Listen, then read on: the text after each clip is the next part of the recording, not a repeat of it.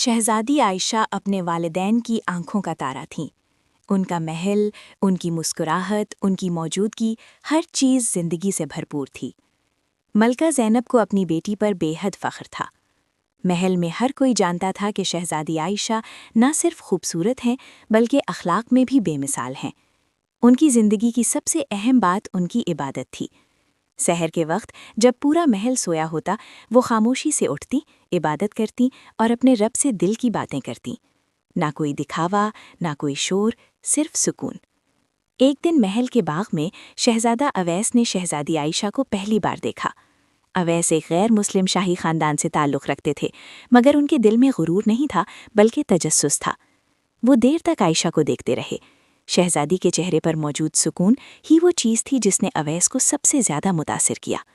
ایک دن انہوں نے آہستہ سے کہا، جب آپ خاموش ہوتی ہیں تو بھی باتیں کرتی ہیں۔ عائشہ مسکرائیں اور بولیں، میں باتیں نہیں کرتی، میں دعا کرتی ہوں۔ یہ سادہ سا جملہ شہزادہ اویس کے دل میں اتر گیا۔ ملاقاتیں بڑھتی گئیں، باتیں لمبی ہوتی گئیں اور دل میں خاموش محبت جنم لینے لگی۔ آخرکار دونوں خاندانوں نے ایک شاندار شادی پر رضامندی ظاہر کر دی۔ محل سفید اور سنہری روشنی سے جگمگا اٹھا۔ ہر طرف پھولوں کی خوشبو پھیلی ہوئی تھی اور ہر طرف دعاؤں کی آوازیں تھیں۔ شہزادہ اویس اور شہزادی عائشہ جب نئے محل میں پہنچے تو اصل امتحان شروع ہوا۔ اس محل میں سب کچھ مختلف تھا۔ ملکہ، ساس اور بہن زویا دل سے عائشہ کو قبول نہ کر سکیں۔ کبھی عبادت کے وقت بے چینی پیدا کی جاتی، کبھی پردے بدل دیے جاتے اور کبھی قرآن مجید اپنی جگہ پر نہ ملتا۔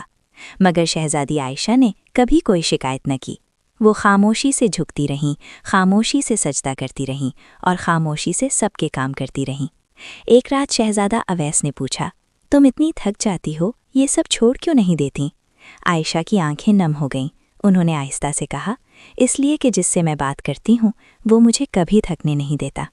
اسی رات شہزادہ اویس کی آنکھ کھل گئی۔ اس کے دل میں بس ایک ہی خواہش تھی کہ وہ جان سکے شہزادی عائشہ کے چہرے پر یہ سکون آخر ہے کیا۔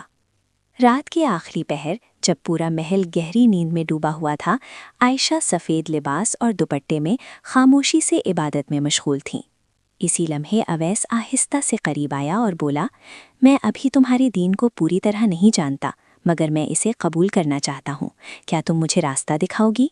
عائشہ کی آنکھوں سے آنسو بہنے لگے۔ یہ صرف ایک خواہش نہیں تھی بلکہ ایک بہت بڑا امتحان بھی تھا۔